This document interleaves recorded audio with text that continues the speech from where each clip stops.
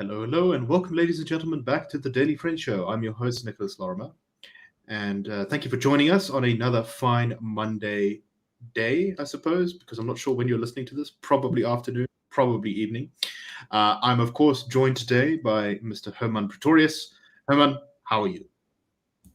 Well, you just informed me that now the previous episode I became a drinking game. So this time, I'm just coming prepared to hear a lot of Churchill.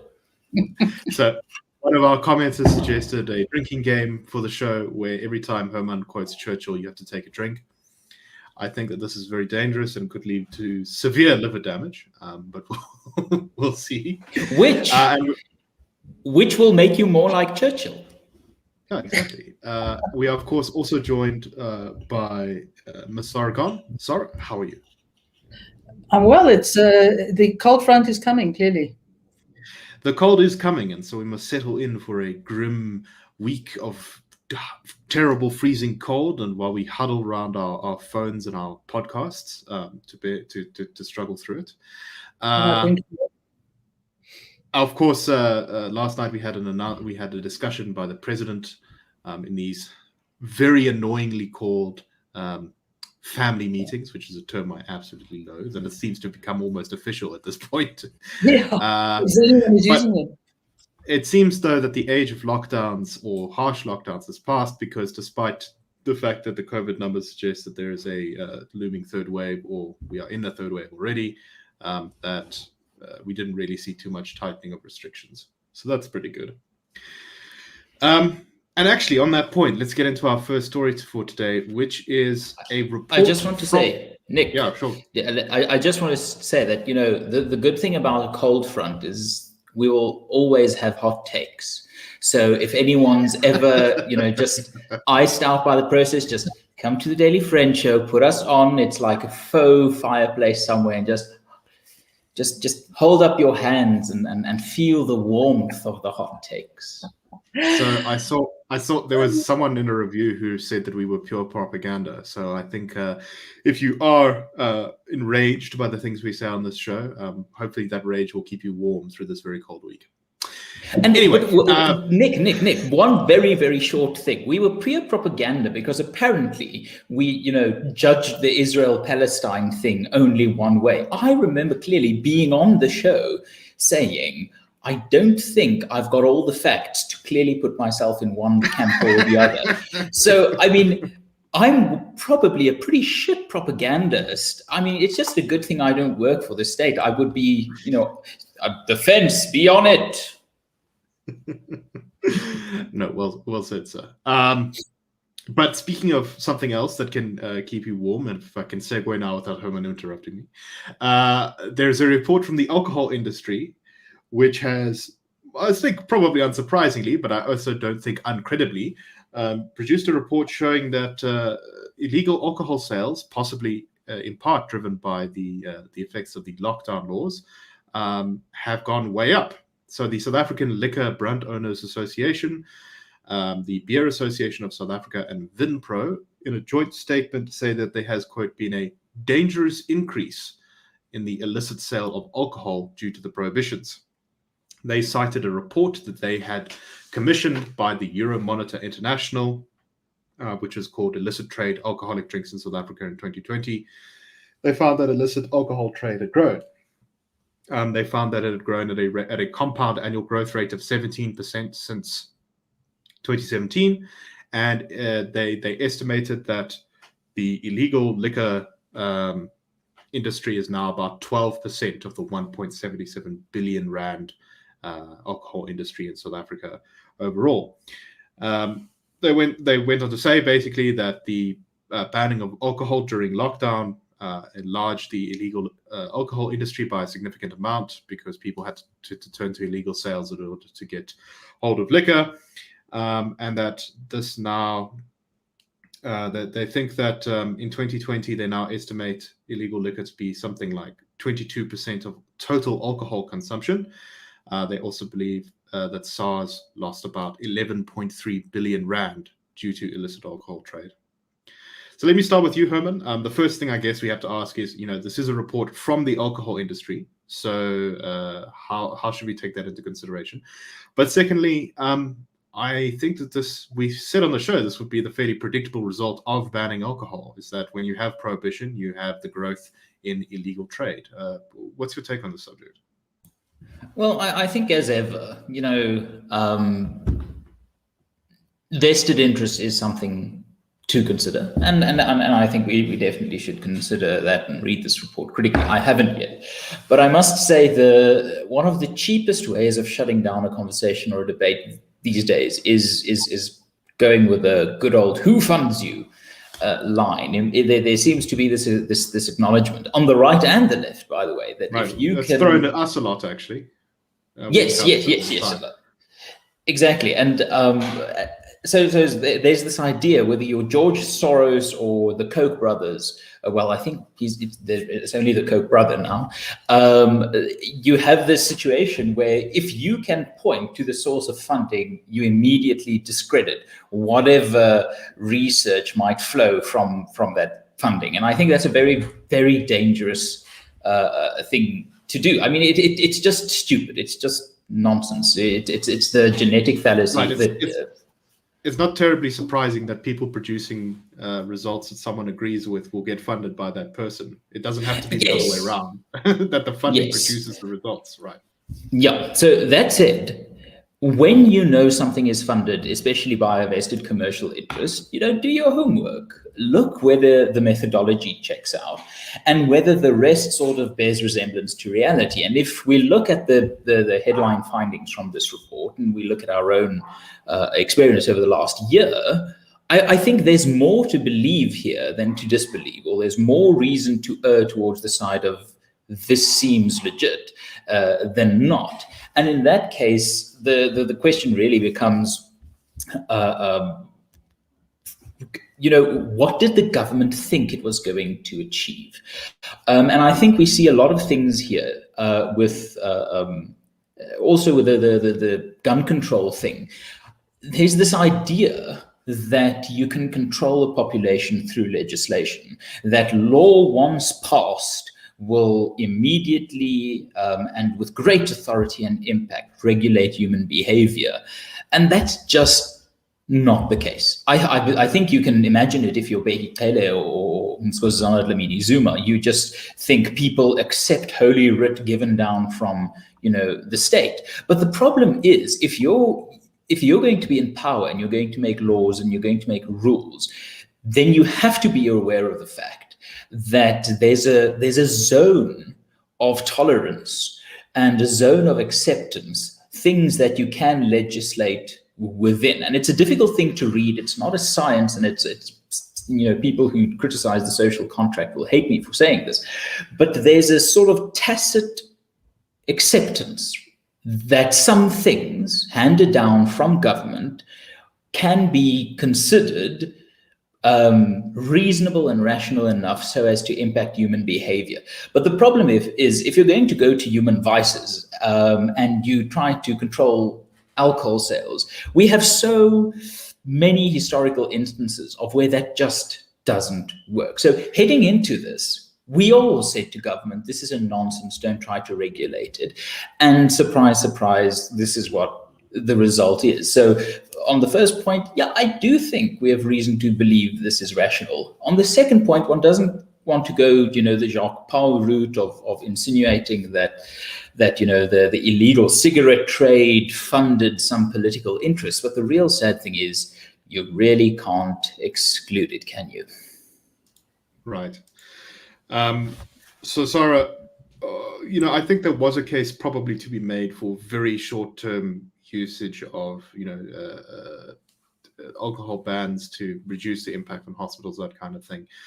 But the government clearly quite liked the results from the alcohol ban. I think, I can't remember who said it, might have been Bheki Cele, talked about how crime had gone down in part because of this and how the hospitals were now cleared of stabbing victims due to alcohol-related violence. And in fact, this was a great thing, and maybe we should consider doing this for a much longer period of time. Of course, we also saw the alcohol bans lasted for much longer, I think, than was prudent.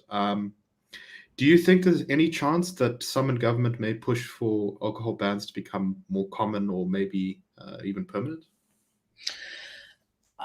Look, I think all that would happen is it would take alcohol sales,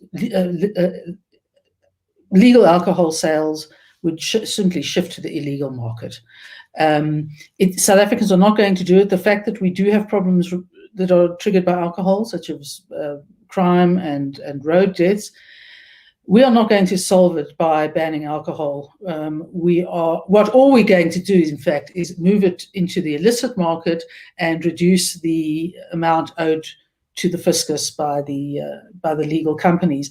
And I mean, they're complaining that the market has started moving to the illicit trade some time ago, particularly from 2012, when legal stringent regulations were placed on the legal alcohol industry. You have high sin taxes, what they call sin taxes, which is high excise taxes. So all of that created a good environment for which seems to go up every single year, basically, because every single year. When the Minister of Finance presents his budget, they go up. The problem is you're caught between the fact that there are huge social problems relating to alcohol. On the other hand, it is it can be and is a huge employer, although that has reduced. And being a huge employer means it has a benefit for families in the wider circle. So, these sort of heavy-handed bannings have a short-term effect, but they cannot resolve the longer-term problems. And again, go to Hermann's point, is you have to wonder to what extent there are people benefiting from the increase in the illicit trade, cigarettes and alcohol. But I think the beer market says that the sort of 22% of beer consumption is illicit, and illicit sales exceed the wine and cider industries. So at the end of the day, probably the party that's going to suffer the most from all this fenugreek is going to be the government. Indeed. But Nick, if I might add one very brief thing, I think alcohol abuse is a real problem, and I think in many instances there is a role for government to play there, but government needs to be very, very tactical as to what it does. Because if you look at all the available evidence that we can find, substance abuse that leads to the breakdown of family life and societies and all the checks and balances built into that sort of moral fiber of a community, that disproportionately affects the poorest. So whenever you are taking steps against an industry, the abuse of which product has problematic effects, you must never forget that it is oftentimes, especially in cases like the Western Cape, the very communities who are socioeconomically dependent on that sector. If you really want to solve or make advancement in terms of alcohol abuse and things like that, the easiest way the data shows is to uplift people socioeconomically. And if you're going to damage a sector like the wine sector, you must be very, very aware of the consequences that in the short term, as you say, the hospital beds might be empty, but in the longer term, you are creating a larger societal problem that risks exacerbating the current issues so much more. Definitely. Anyway, let us move on to our next story for today. And this is from a little report that was done by the Times Live news site, where they went to visit the South African-Lesotho border near Fariesburg. And this is following the arrest of a farm owner in the area earlier this month, a woman named Modihei Mofokeng. She was accused of setting up a quote-unquote toll gate at her farm, which enabled vehicle thieves and illegal immigrants to cross the border from Lesotho into South Africa for a fee. So Times Live visited the area and they talked to people, and they found that basically that police and army patrols were not sufficient to keep the border secure. that all border fencing in some places is completely gone, so people can just sort of walk across the Caledon River, which is in some places is very small, very narrow. In other places, there's major stock theft. I do know from some other anecdotal stories I've heard from that area that you're at great risk if you farm stock anywhere close to the border with Lesotho, because there's very often quite large-scale raids that come across from the border and people steal animals. And then a lot of these migrants coming over from Lesotho are not even driven necessarily by money, but simply for food. They've had apparently some bad farm years recently in Lesotho, and there's a lot of hardship on the population there now. So sometimes cows are stolen, for example, and slaughtered almost immediately for meat rather than actually trying to sell them again. Local farmers from the Farmers Union have taken over patrolling in some parts to try and protect the border from stock theft. But it's clear that the situation is pretty bad. Stock theft, illegal immigrants coming across, people looking for jobs, crime, illegal cars going across to be sold or to be stripped for parts, that kind of thing, stolen cars. So once again, like most stories in South Africa, it's a story of the police not really having a great grasp on the situation and people engaging in illegal activities, at least in part due to the economic deprivation. So, Sara, let me start with you. What's your take on this, and maybe what should government do to fix this problem? What government should do and what government is capable of doing are two completely different things. I'm not surprised that the police and other governmental authorities aren't patrolling the border properly. This is basically an ongoing story got worse, as you've spoken about the stock theft, etc. However bad things are in South Africa, in a country like Lesotho, which is poor, it's had, I think, 3 years of drought, as you say, and it's not producing food, people are going to come across the border. And it strikes me that the only way to mitigate this, perhaps, is if the government, instead of trying to do anything itself, actually, almost on behalf of Lesotho, appeals for international food aid and takes some of the pressure off South Africa, although I suspect we could use some food aid as well. Lesotho is in a precarious position because it's in the middle of South Africa. It's essentially self-contained. I don't know to what extent the sale of water and the pumping of water to South Africa is as big as it once was. So it's a recipe basically for disaster. I mean, essentially, particularly not very a wide but yet narrow border in terms of the Caledon River is easy to cross, and there's heartbreaking stories of women crossing with children, literally, to find anything that's better than what's in Lesotho. So I suspect the only thing we're going to see is a huge increase of illegal migrants desperately trying to compete with South Africans, understandably, for our resources. So I wonder whether the time hasn't come to look to organizational entities like the UN and try and take some pressure off ourselves to deal with these sorts of crises. But I mean, you don't know you're unlikely to get anything useful, because despite the fact that the Eastern Cape's reservoirs of water are down to 10-12%, the government still will not declare those areas disaster areas for that reason. Suggests not just incompetence, but a lack of political will, shall we say. So it's everything here is just going to get more desperate, and there's going to be more competition for resources.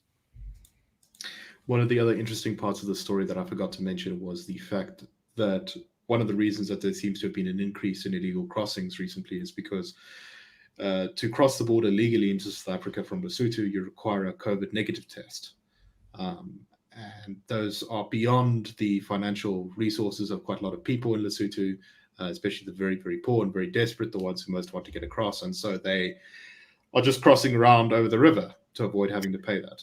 And of course, that raises the question of, I have absolutely no idea what vaccine availability is in a place like Lesotho, because without vaccines, everything else is irrelevant. they are poor and do have a small population, but I believe that they're currently, in terms of percentage vaccinated, actually ahead of us. Everybody's ahead of us. So, Hermann. It'd be less of a problem to not have your paid for COVID test.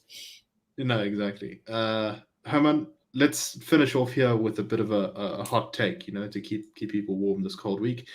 I think it was actually a COSATU union who a couple of years ago called for the annexation of Lesotho into South Africa, a thing that many people in Lesotho are very opposed to, although it's never really been polled, I think, particularly, so we don't actually know how many people are for or against it, but it's the kind of thing that arouses passion in many people. What's your view on that and just sort of this problem in general? Well, it's an interesting historical curiosity as to why Lesotho was never incorporated into South Africa. And I looked into this matter about a year or two ago, and essentially the answer is the Brits thought they were too poor. There was so little there that there was just they couldn't see anything they could do with that. There's another reason as well, which is the people of Lesotho resisted disarmament by the colonial authorities, who wanted to take away their firearms.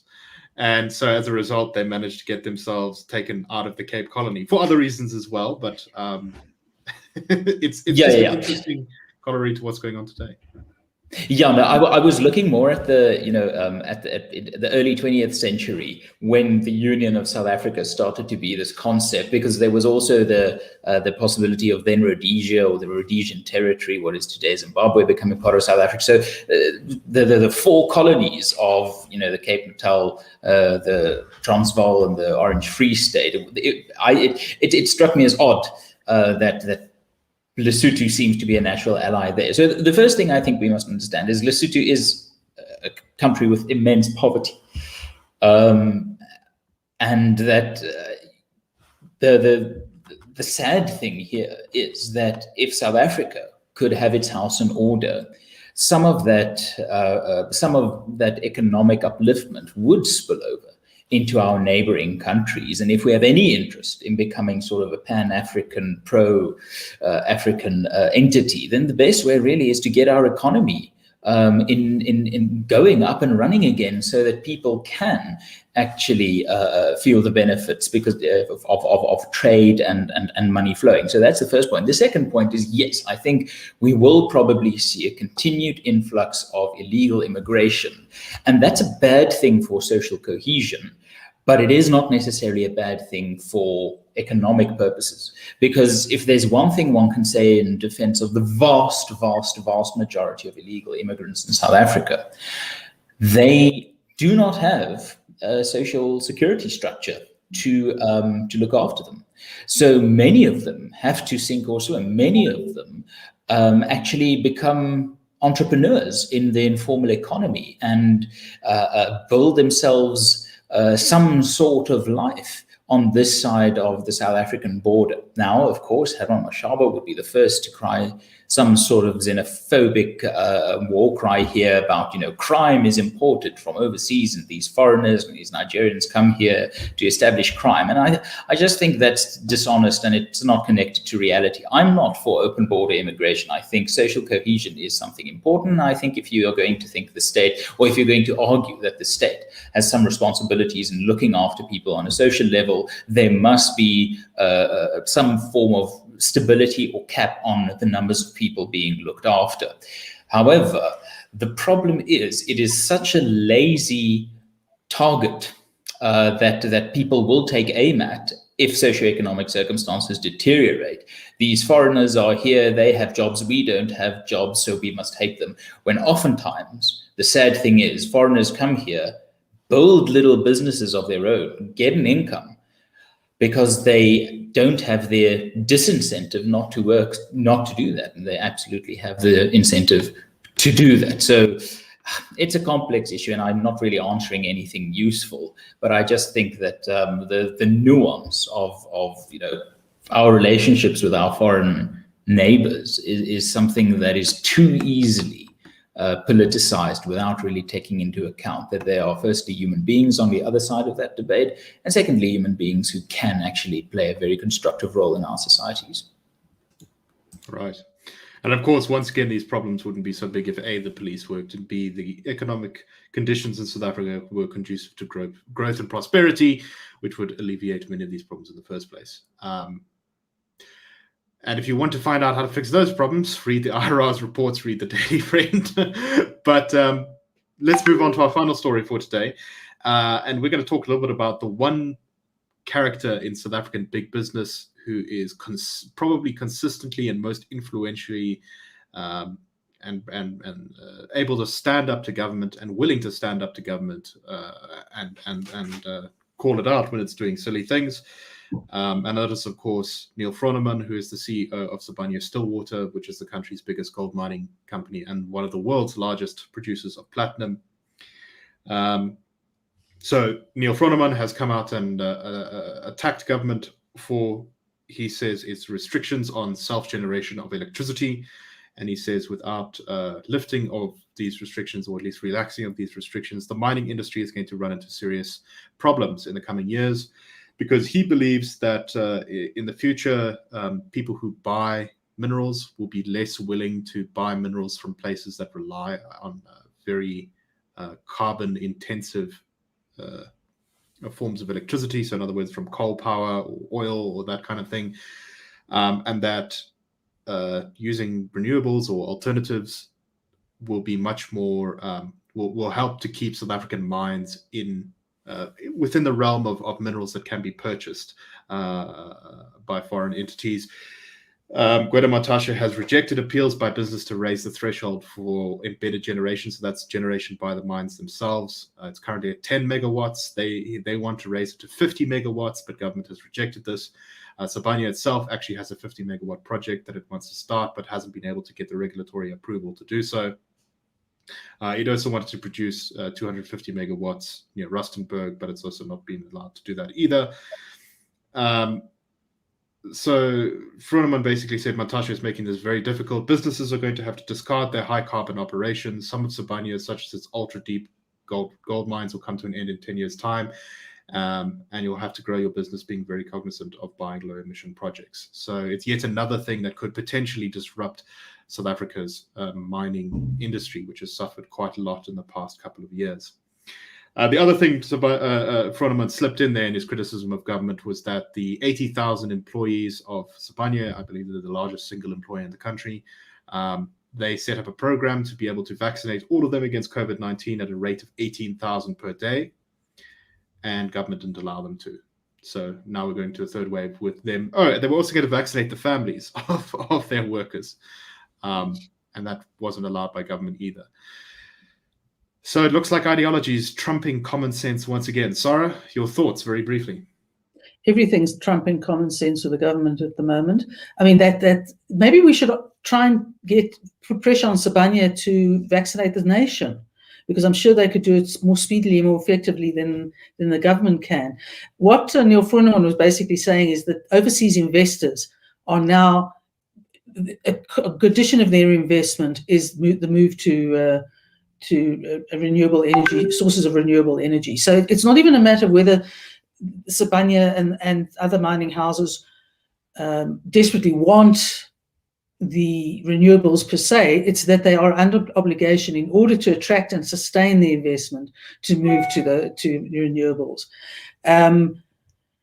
One can, but I don't know what reason the government has for not doing it, but it's the thing that whatever their reasons are, nefarious or otherwise, it threatens to really hamper the industry, which hampers growth, which hampers the people who work for it, which hampers the communities around them. I mean, Neal Froneman has been sort of strong enough to come out against the fact that they are having to provide the services that the municipalities are failing to provide. So they get involved in a whole lot of social issues.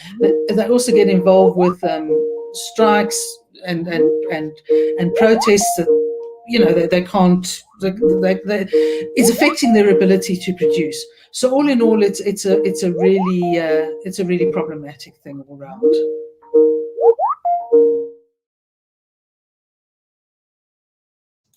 Oops, I think Sara was being called there very briefly on Microsoft Teams. Hermann, literally 30 seconds. Your thoughts on this? Well, I must say that there are some reasons to be fearful of independent power provision. It might destabilize a grid. It might, generate those sorts of pressures. But I see absolutely no reason, none at all. When it's to the vaccines, whether it's to the independent power provision, I see no reason, but as you say, ideology, for solutions that are low-hanging fruits that can make life better immediately in South Africa. For those solutions not to be, ignored, but to be actively disallowed by a nefarious government. I think it's disgusting. Definitely. So I guess to those who say that we don't offer solutions, I'll say, well, simply we could let people who do have the solutions in South Africa enact them rather than standing in the way. That's a good place to start. Anyway, that is all the time we have for today. Thank you very much for listening. Please support the Institute of Race Relations, which of course supports and funds this show. And we will see you tomorrow on the Daily Friend Show. Have a good day, everyone.